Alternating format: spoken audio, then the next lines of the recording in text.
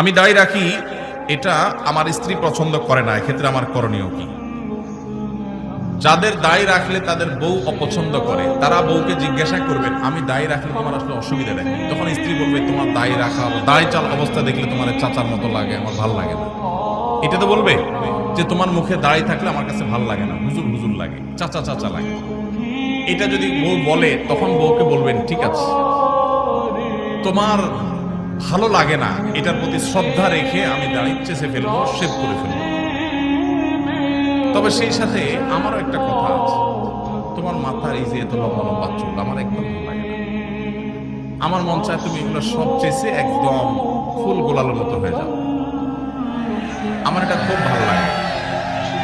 আপনি যখন এটা বলবেন, আপনার স্ত্রী যিনি দাড়ি পছন্দ করছেন না, তিনি তখন আপনাকে যেটা রিপ্লাই দিবে সেটা হলো, তিনি বলবেন, তোমার আসলে ডাক্তার দেখানো উচিত, তোমার মাথার সমস্যা হয়ে গেছে।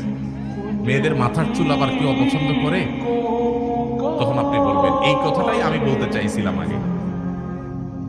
এই যে মাথায় সমস্যা হওয়ার কথা আপনি আমাকে বললেন না, এই কথাটাই আমি বলতে চাইছিলাম, মায়ের ভয় বলি নেই। আল্লাহ তাআলা দাঁড়িয়ে আমার মুখে গজাইছেন, আপনার মুখে তো গজার নেই। আপনি মেয়ে মানুষ, আপনার মুখে তো গজায় নেই। মুখ আমারটাও বড় হয়, আপনারটাও বড় হয়। শরীরের অন্য সমস্ত অঙ্গ প্রত্যঙ্গ বর্ধনশীল যেগুলো সব আপনারও বাড়ে, আমারও বাড়ে। শুধু দাড়িটা আপনার মুখে গজাই না, আর আমার মুখে গজায় এবং বাড়ে। মোচটা গজায়, যেন মোচ ছোট ছোট রাখতে বলছে। তাহলে আল্লাহ তাআলা আপনাকে একটা জিনিস দেয় নাই, আমাকে একটা জিনিস দিছে, তাহলে বোঝা গেছে এটা পুরুষত্বের মার্কা, এটা পুরুষত্বের মার্কা।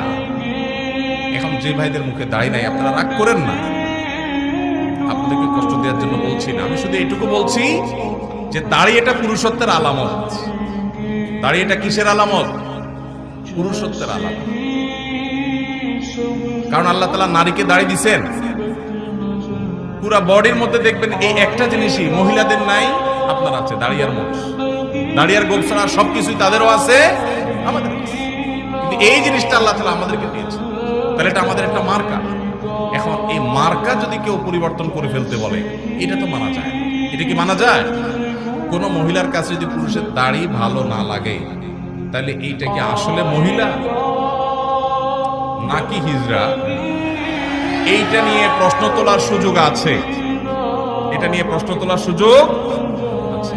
কারণ মহিলা হইলে তো বিপরীত লিঙ্গের প্রতি টান থাকার কথা, মহিলা হইলে তো পুরুষের মুখে দাড়ি দেখে তার ভালো লাগার কথা, কারণ আল্লাহ তাআলা ওইভাবেই দিয়েছেন পুরুষকে।